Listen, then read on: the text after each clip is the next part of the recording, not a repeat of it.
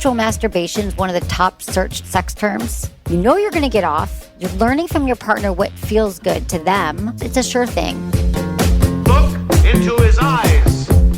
They're the eyes of a man obsessed by sex. Eyes that mock our sacred institutions. Bedroom eyes, they call them in a bygone day. You're listening to Sex with Emily. I'm Dr. Emily, and I'm here to help you prioritize your pleasure and liberate the conversation around sex. All right, in this episode, I take calls from our Sex with Emily hotline. Your questions include what it means if you're in a healthy relationship with a man but can't stop fantasizing about women. What's the deal with bisexuality? Is birth control to blame for your low sex drive? If not, what is it? How to bring intimacy back into your relationship after pregnancy, and what to do if your partner refuses to talk about their sexual desires. All right, now it's your turn. Please call and leave a voicemail with your questions, and then we'll get in touch and set a time for us to talk live. The number, 559-TALK-SEX. That's 559-825-5739. Intentions with Emily. For each episode, it really helps us set an intention. What do you want to get out of this episode? My intention is simply to help all of my incredible listeners navigate their sexual challenges and answer your questions and help you live the sex life you deserve. Our Ask Emily at sexwithemily.com. This week, I hate giving my partner oral sex. What do I do? Check that one out. Maybe you were thinking about it, maybe a friend. All right, enjoy this episode. So we've got Lauren, 30, calling in from New Jersey. Lauren, tell me what's going on. Thanks. I'm a huge fan. I'm so happy. So I'm a therapist, and I'm always thinking, always in my head, but I can't figure this one out. Okay. I think of it as like my id is spilling into my ego. I am in a healthy relationship with a man, like 7 months in, and suddenly my fantasies of being with a girl, sexually being with a woman, is like suddenly moving into my daily life. And I go by the timing, tone, and turf. I'm a big communicator. I've talked about it with him. I mean, he's not like irritated by it, but he's definitely not okay with me pursuing that. And I understand. Okay. Right. But I just can't get my finger on why this is suddenly like not just a fantasy. It used to just be I would have dreams, or that would be the porn of choice. Right. And suddenly it's like, no, I want to do this in my waking life. And I can't get to the bottom of it. Have you met anybody that's piqued your interest? I have not. Okay. How's your sex life with your partner? Our sex life is great. The hesitation you hear in my voice is like, I am struggling a little bit with the X factor, like the wow chemistry, but everything is so great in the relationship. And the actual sex is great as well, and the communication. So it's not something I'm concerned about. But the X factor is just a little so for me. Okay. How the X factor meaning? Just that like unspeakable chemical, I gotta have you right here, right now type of connection that I've had in my most toxic relationships, honestly. Like the more toxic, the stronger that was, which is terrible. And now I'm 30 and making smarter choices. How long have you guys been together? 7 months. 7 months. Okay, so it's still new. How was it at the beginning? Did you have that attraction at the beginning? We did. I don't know what we're off. I don't know if it's spending more time together than I usually spend with my significant other, to be honest. But it's died down a little bit, and it's only 7 months in. Yeah, I mean, that's what happens in relationships. The honeymoon period is anywhere from 6 months to 2 years.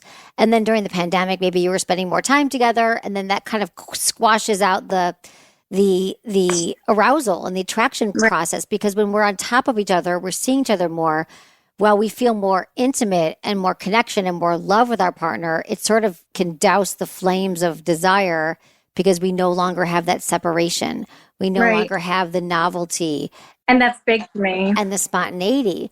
And so you're living together. You're not living together, right? Okay. So I've lived on my own forever.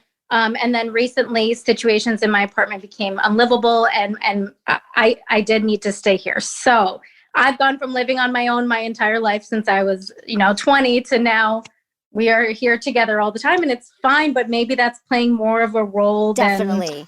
You need that because then where is the spontaneity? Where's the buildup? Where's the getting excited to see him and dressing up and going on the dates? Yes, And yes. it's really You need- soon to move in with someone after 7 months. And people do it all Yes, the time. I'm just saying that maybe, for sure. maybe, I mean, do you think besides the sex, which is a huge thing, like are there other things in the relationship that give you pause? No, besides that chemical, like just missing a little bit of that X factor. That's what I've always called it. And you said it was there in the beginning, but not. It was not the strongest I've ever had. Okay. But when I was in my younger and mid 20s, I put all of my stock in that. If I didn't have that X factor with someone, I did not give them a chance. And it led me to a lot of the wrong people. Right. Exactly. So I don't put all of my stock in. Well, see, this is what we do. We tend to learn our lessons, and then sometimes the pendulum swings the other way. You're like, okay, I don't need to have the X factor. I'm just going to find someone who's compatible, who's a good guy, who's not toxic. And then either you find that maybe you go somewhere back towards the middle, but did you have it at all at the beginning? Like enough? So you had it a little bit. So is he interested in sex? Is he interested in growing with you? He is. He's so open to these conversations with me. And I think he's heard me listening to your podcast a lot. And I've always been a sexual person. So when I found your podcast, it was great. She's educating people and she just knows her stuff. So he's open to it, but not to me pursuing the woman. Right. Yeah. Well, I don't want a threesome. Like this is something I want on my own. Well, you've been together for 7 months and you're 30. And part of me thinks, like, does he really get to dictate which fantasies let's go back to that. It's not even like you're saying, I want to spice it up. I want to make it interesting. You're saying my fantasies for women is really going through the roof. And I just think you're young and you are still exploring. And how would you feel if you've never had that experience? So I feel like perhaps he needs to hear more about it. Like, I don't think you're saying I want to leave you for a woman. You're saying I want to still have sexual experiences and I still want to grow. And this is one area where I just need to do it on my own. And that's not an easy pill for many people to swallow because they get jealous or they're worried or what does it mean? Not most of us are not that educated around these things. Like we just feel threatened and we feel rejected. And so it's a matter of, so there's two things going on here. The first thing is like you have this pretty intense desire that you've had for a while, but now it's because it's the porn you watch, although that's what I watch too, but it elevates. So now it's about that and the fact that he hasn't been that most, he's just not doing it for you. So on the one hand, you can kind of choose your battles here and say, okay, I'm not going to pursue the woman thing right now, but what I am going to do in this 7-month relationship is I'm going to really try to talk to him about what I find attractive or what would be really hot to me or discussing some of your fantasies that don't include women. Or can you remember a time with him or like the sexiest night you've had together? Did something happen? Do you remember what was happening? Could you recreate that? I'm big on mood music. And so I don't know if you know Alina Baraz, but I think she's got such a sexy voice. No, but I want to write it down. Yeah, such a sexy voice. Just like all of hers, I could just put on a playlist of Alina Baraz and like a drink, kind of set the mood. Sometimes I like to dabble with edibles. Yes. And just kind of get lost in each other. Phones away. I don't care with the pandemic, we've not really gone out and had that much exciting experiences outside of the home together, which could be playing into this in general, but like playing into the specifics of the woman thing, just it's not connecting for me. I don't know. Our brains are, maybe you're just like not as attracted to him. And so your brain is going, well, what about a woman? That could really be next level. And you won't know until you try it.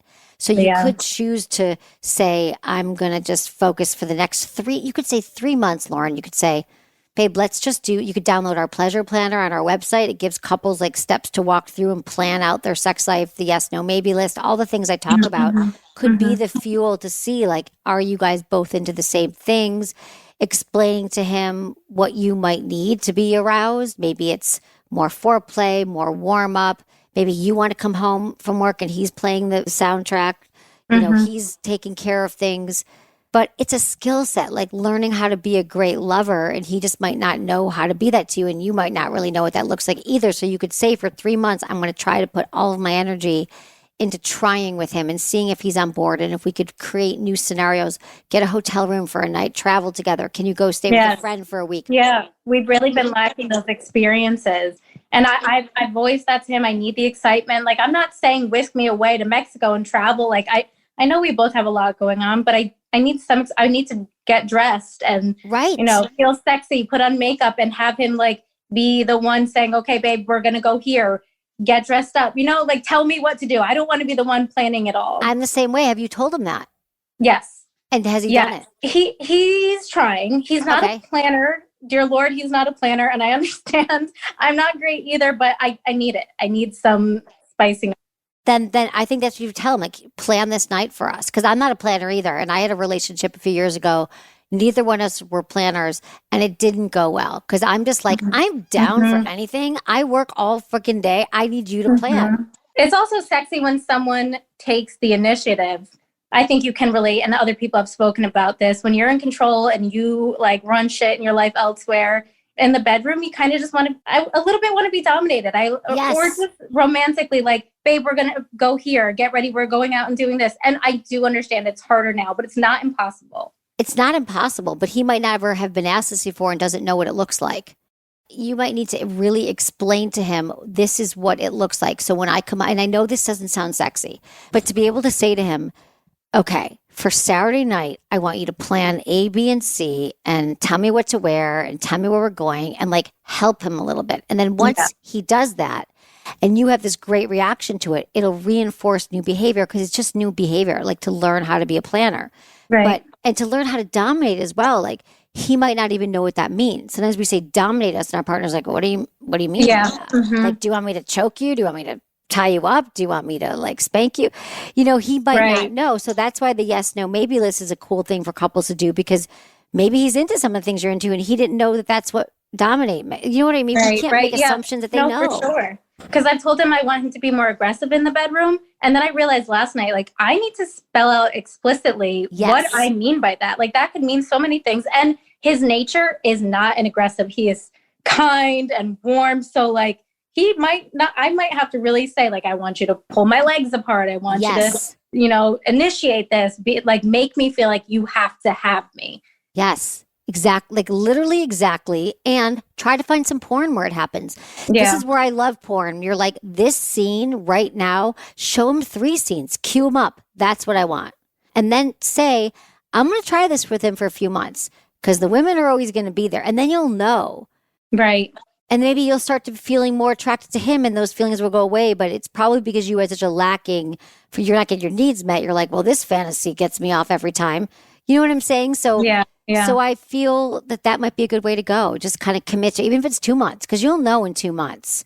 And then I guess I'll end up finding out if the lack of excitement is fueling my girl fantasy, not being just a fantasy anymore. Right. Exactly. But you won't know until you change something up. So saying, I'm going to put that aside for 2 months. I'm going to give him 2 months or 3 months or whatever feels good to you. And you're going to continually talk about it and see, can he bring it? Yeah. And then you'll have your answer. What do you think, Lauren? I think that's a good idea. I love it. This is why I called. You're great. Yay. Thank you so much. Keep me posted, okay? I'll keep listening. I love it. Have a great night. After the break, I talked to Alexis, who just got on birth control, and it's killing her sex drive. All this and more coming right up.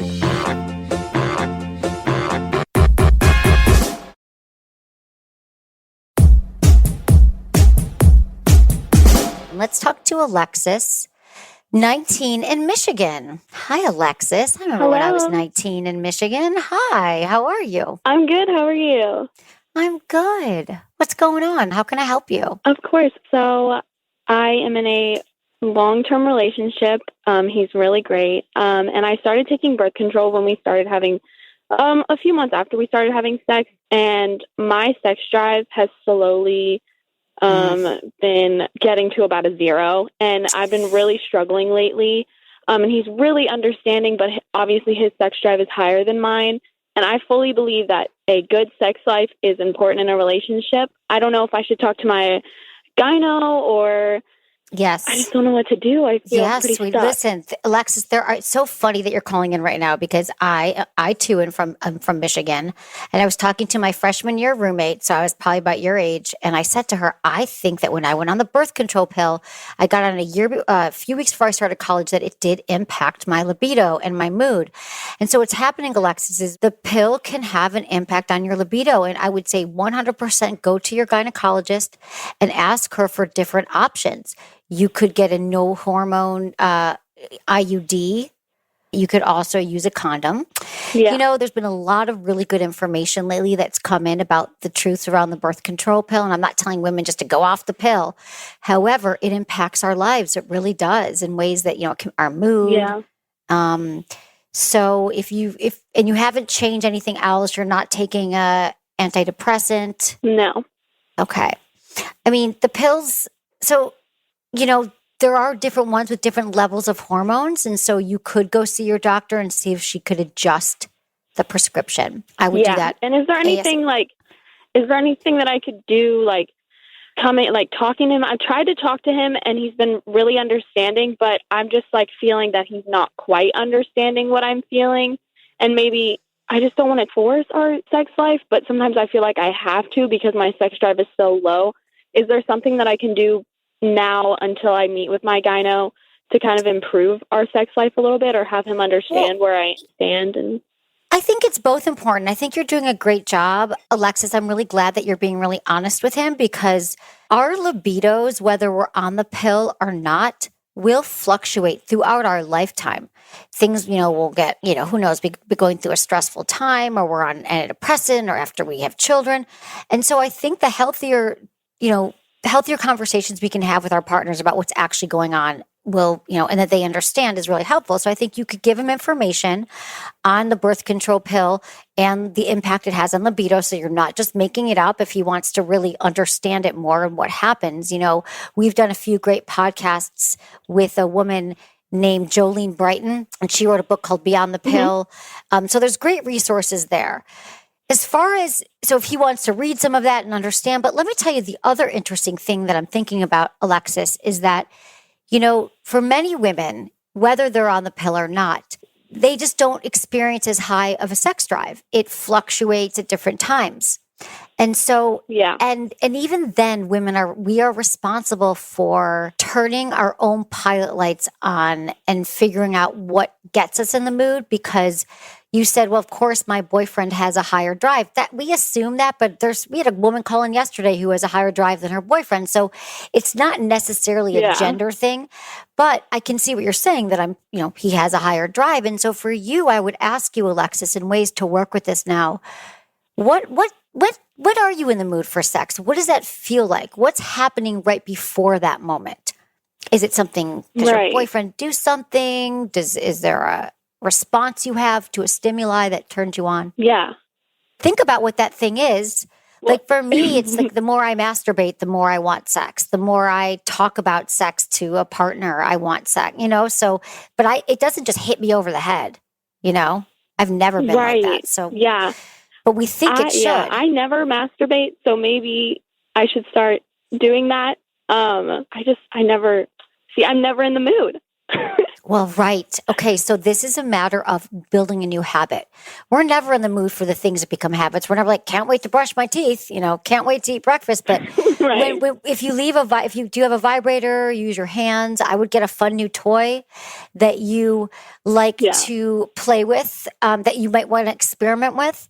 And you put it by your bed and you got a bottle of lube there. And before you go to sleep or when you wake up in the morning, whenever you're the most motivated, it might take you 10 minutes and just start to explore and get curious about your body and what feels good. And then you'll find that that's one way to keep sex top of mind and to keep your body moving and keep your body feeling good, and start to get those feel good hormones going because orgasms are actually good for our health, our mental health, our well-being, and will help you.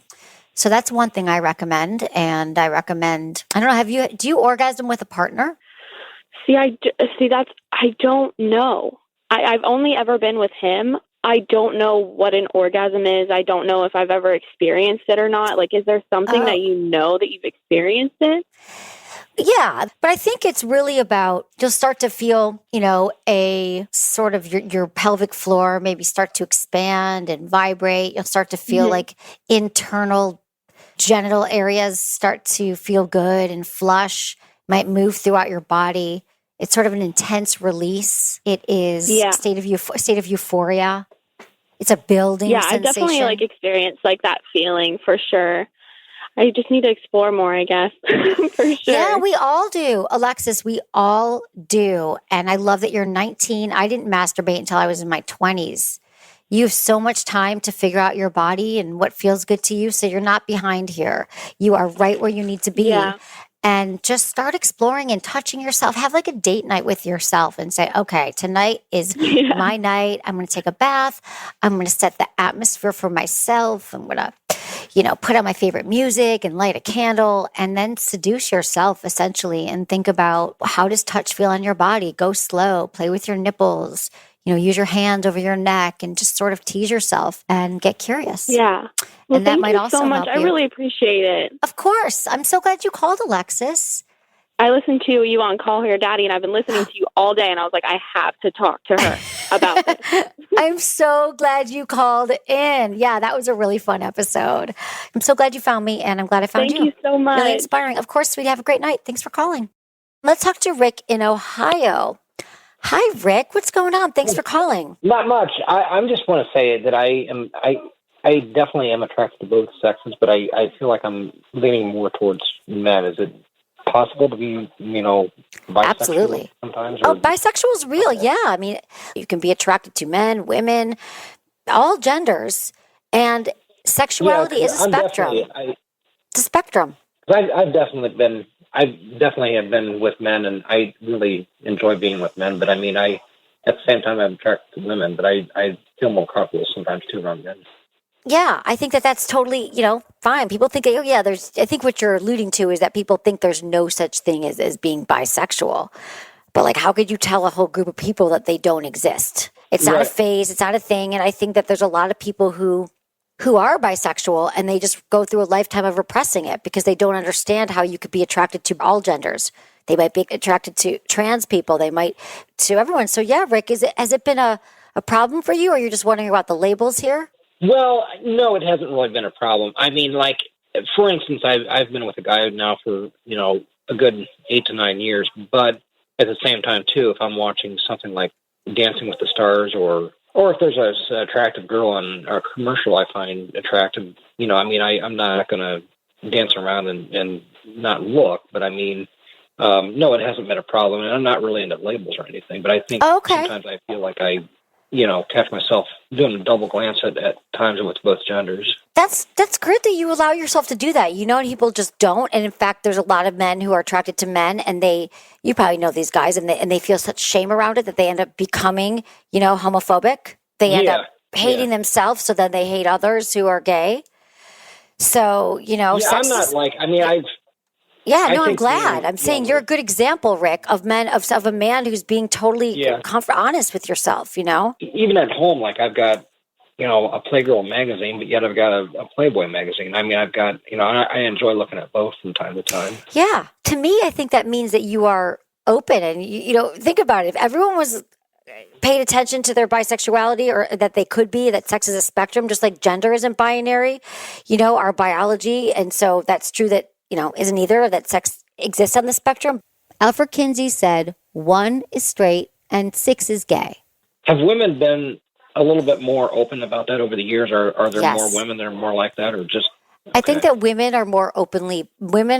tend to be more bisexual. We tend to hear about it more. They tend to act on it more. Because I believe there's less of a stigma. And you're seeing it more in culture, and it's just more accepted overall. And it's more visible, but men don't see this. Men don't see it as much, right? That you can be bisexual. I think women have been that way for years, though, right? I think that men and women have always existed on spectrum sexually, but I think that there's more permission given to women and there's more celebration of women being bisexual than men. But I think it's always been the case. But I think for many men, they just keep it down and they're so afraid of the repercussions. And our society says that if you're bisexual, you're just gay. So that's not fair for men. Yes, you're absolutely right that is the stigma is there for men and not for women. I totally agree. I think maybe that might have been my original question. I just didn't know how to ask that. Yeah, okay. That's it. Yeah, that's it. But I think that now we give people more permission. This is why, Rick, this is such a great... I love that you're calling in. But I think if you really give people permission to expand their minds and to think about it, that people could kind of go try something out, dabble, Okay, yeah, I get that. Yeah, okay, cool. And I experiment it, and I enjoy it, and I like it. It's a lot of fun. Yeah. Good. Well, I'm glad that you found that, and you're with a partner who's understanding, as we all should be. Yes, I and want that for love, everybody. My biggest thing is I love sucking penis. It's discreet. Yeah, me too. But yeah, I've dabbled too with women, So, but you don't have to give it up. Oh, Here's the cool. thing. If we could be more open about this thing and we could be more open about what we're actually attracted to, and we didn't talk about like gender, and we just were attracted to what we were attracted to, now we call it like pansexual, people who are more open to anything. They're just attracted to whatever they might be attracted to whoever, whatever gender. And I think that's the way to live. And I think that's where we're going now, Rick. I think that in society, much to much people's disappointment, many people this won't be a popular statement. But I think that now that there's more permission and there's more information and there's more education, I think that just allowing people to see that it's okay, be attracted to what you want, who you want, and just be honest and be open about it, that it would give others permission. Just like me talking about this right now, Rick, I promise you is giving some other people permission to feel better about their own choices sexually. Or maybe there's some people who have felt like they don't want to come out, and now by hearing this, they want to. They're thinking, okay, well, Rick's doing it. Rick's opened. I'm Thank okay. you very much. Yeah, thank you, Rick. Thanks for calling. Yeah. I appreciate it. This is from Mark, 43, in the UK. I'm married and I've known my wife for 12 years. We've been married for 5. We're very sexually open. We've been to clubs and we've swung. We use toys together, the magic wand, the womanizer. We watch porn. We use toys, and we are deeply committed to one another. She is the best sex I've ever had. We've been trying to start a family for a while, and last year she was pregnant, but after 3 months we lost the baby. Worst experience for us both. But we're dealing. However, I believe that it has changed her. Totally understandable. It's not something you're going to get over anytime soon. I want nothing but to be supportive of her. However, it's changed our sex life.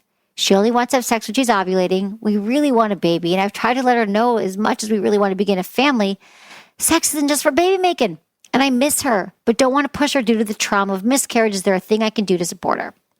So many couples go through miscarriages. It's really, really common, actually. And I don't think we talk about it enough.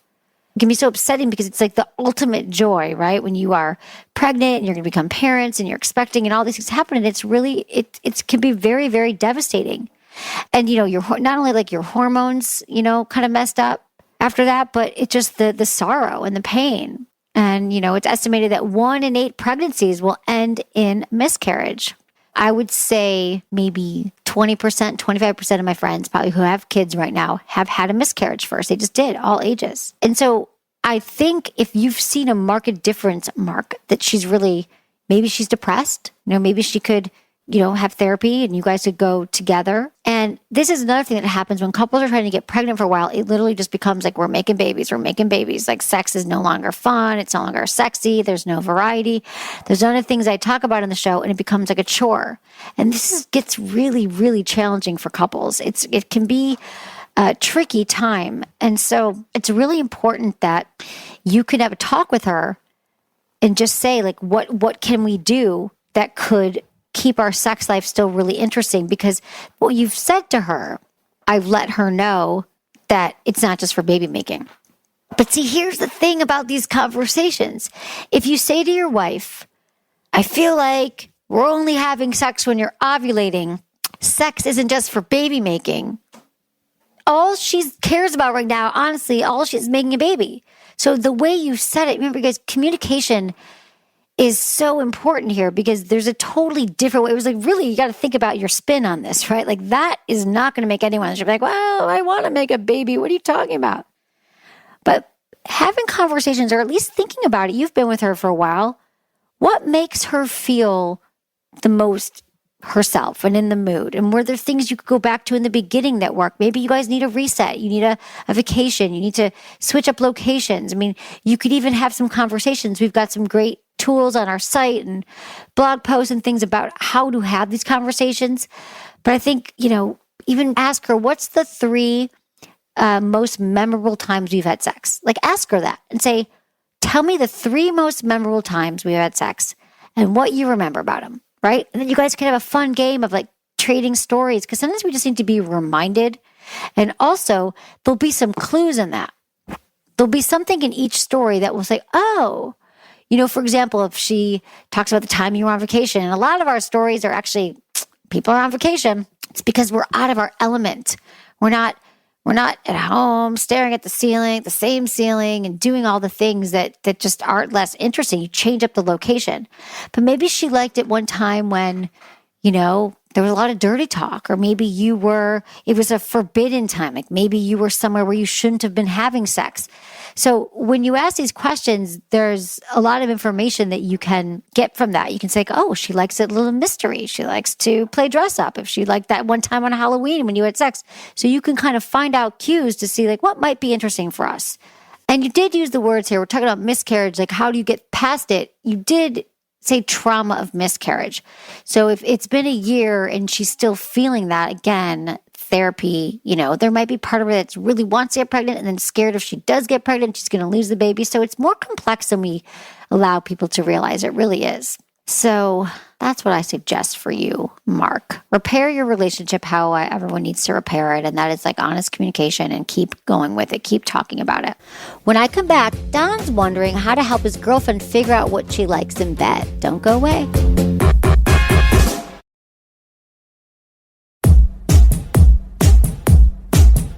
This is from Don, 31 in Canada. Longtime listener from Canada. I've been dating someone for a couple months. We get along famously. She's funny and sexy, the total package. Our sex life is good, but whenever we get intimate, she says that she's lazy and doesn't like to ask for what she wants in bed. I've reassured her that she need not be shy and we should have open communication. Any tips on how we can improve this aspect of our relationship? I would say that your girlfriend, Don, probably isn't lazy. She doesn't know what to ask for. She says she doesn't like to ask for what she wants in bed. Nobody likes to ask for what they want in bed. We all want our partners to be mind readers and to figure it out. I mean, I actually believe that. I used to think that my partners must be able to intuit from my body language exactly what I needed. And I thought that men were shipped off somewhere to a school and that in that men's school, they learned everything about the female body because I had no idea. I mean, really, that's how we don't have information about this. And so I think that you can work with her on this, even telling her that she doesn't need to be shy. You should have open communication. Make this fun, okay? You could make this like, I get what you're saying, but I would just love to hear you right now when we're not in bed, Let's talk about what you like. You could go to our site. You could download our yes, no, maybe list. You guys could take that together. It's a list that lists all the sex things, everything on the table, kissing, anal, foreplay, cuddling, and then you each tick yes, no, or maybe. I mean, if she's lazy, she wouldn't mind laying down and clicking off the yes, no, maybe list with you. But I believe that, she should tell you, you could also play a game, make a fun sex game, have a conversation using, there's like these sex libs. There's all this stuff, sexwithemily.com. We've got a great store. They ask questions and you guys could find out together. But in my experience, she likely doesn't know what she needs or has enough experience with her body to be able to ask for it. And that's just the majority of humans on the planet. So that would make sense. I don't think that she's probably withholding from you. Another great thing is, I hope she masturbates. I hope everybody practices self-loving. But if she hasn't yet masturbated or she's, doesn't really know her own body, she only knows her body in relation to another human, that can also be challenging because maybe in her past relationships, her partners, they took all the control. So she actually really doesn't have the language. So maybe some mutual masturbation would be hot. Do you know mutual masturbation is one of the top searched sex terms? Definitely on our site because we talk about it a lot. It's like, of course they do. It's the fucking best. You're like, you're going to get off. You're learning from your partner what feels good to them. Maybe you get each other off. You switch hands. You get them off, they get you off, but it's a sure thing. And it's a great learning tool. Amanda on my team says she's played sexual chess. Hot. You don't have to buy a sex game. Just use the things you have around the home. Amanda, what was that? Tell me. Whose idea? So the different pieces. I love Amanda's sex life. Thank you. It's taken years to cultivate. But so the different pieces represent different things. So Like, we were also playing it with like wine. So like pawns where like you have to sip the wine or something. But then other things were like remove a piece of clothing, or you have to do this to me, or I have to do this to you. And we did set a time limit on it because some of it was like hand stuff or oral stuff. So we had like one of those timer egg pieces. timer or whatever. Yeah. Like I think part of the fun too is not letting it actually like turn into sex, but like forcing yourself to get back to the game. It's edging. It's like an edging game because you have to stand. I love this idea because that's what we all know too. When you prolong arousal and desire, like you're not allowed to by the rules to actually get into the sex, but you're teasing for as long as the alarm's 2 minutes or a minute, and then you have to stop. I want to play that game. It's so fun. I think what happens is sex is fun in our minds. Like growing up, we're like, sex is going to be the best. When I'm an adult, I'm just going to have the sex all the time. You know, it's like looking forward to get your driver's license, which actually is pretty awesome when you get your driver's license. When, I turned 16, it was the best day of my life. Having sex, not the best day of my life. It's a huge letdown. Having sex is not what it's cracked up to be. And I think it's actually never meets the hype of what it is when you've never had it. Unless you do the work that we do here. And now sex is I get it that incredible sex is better than almost anything on the planet. But so many of us aren't there because we never learned how to get there. Let's make sex fun again. Are you in? Let's talk to our female caller, 51 in Arizona. Hi. Thanks for calling. Oh, hi, Emily. How are you? I'm good. How are you? I'm fine. Good. Thanks for calling. I just have a question. Yeah, thank you. I enjoy your show. I was just thinking, I'm 51, and I've been married to my husband for 25 years, and things have changed a little bit physically as far as both of our physical, we've both gained a few pounds, not anything crazy, but, and things got a little stale, and I think I'm going through menopause. I'm not sure. And my pubic hair is gray, and I'm so, embarrassed by it. That happens, yeah. Could you shave it? You could dye it or shave it. Those are your options. How do you... I tried to dye it once, and it was just... I don't know. What about just waxing it? I'm not sure. Or embrace it. Or just say, you know what? My pubic hair is gray, but if it doesn't make you feel sexy, go get it waxed. Get it waxed, trim it, shave it, or just... Yeah. I mean, that's really what you do. And have you ever had it all removed before?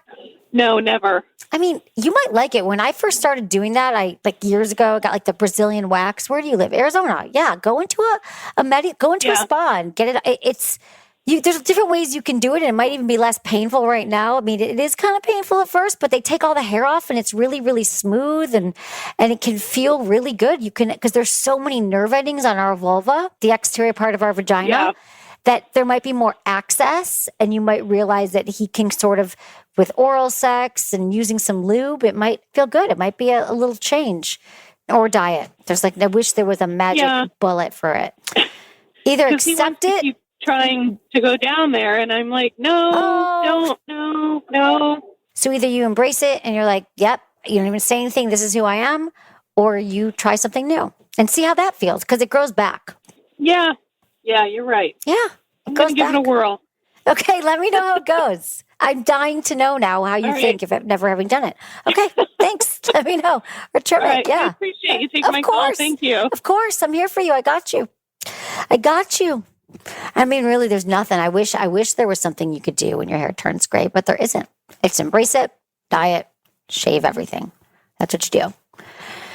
It's true. Even with your husband for 25 years, there's still stuff to work on. There's still those issues. I'd think you're 25 years together, you'd be like, oh, look how cute. You have gray hair. Remember, it's all what we want, what makes us feel sexy. If she's not allowing her partner to go down on her, and she enjoys that, then I'm saying, okay, either embrace it or take it off and see how that feels. Because no matter what age we're at, I think that there's things that make us really insecure and prevent us from having the sex that we want.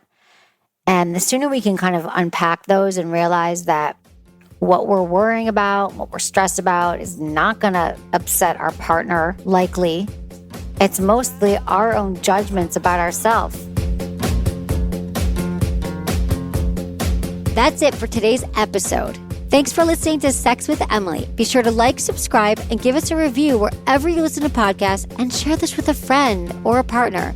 Believe me, if you got something out of this, they will too.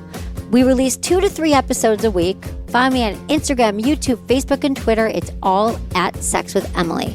If you want to ask me a question about sex, dating, or relationships, you can email me feedback@sexwithemily.com or sexwithemily.com/askemily. And check out my website. We have so many articles on there helping you better sex. And you can check out our guides at sexwithemily.com/guides for free guides that will give you expansive tips and activities. Sign up for our weekly emails because, hey, I've been told I give really good emails. Was it good for you? Email me feedback@sexwithemily.com.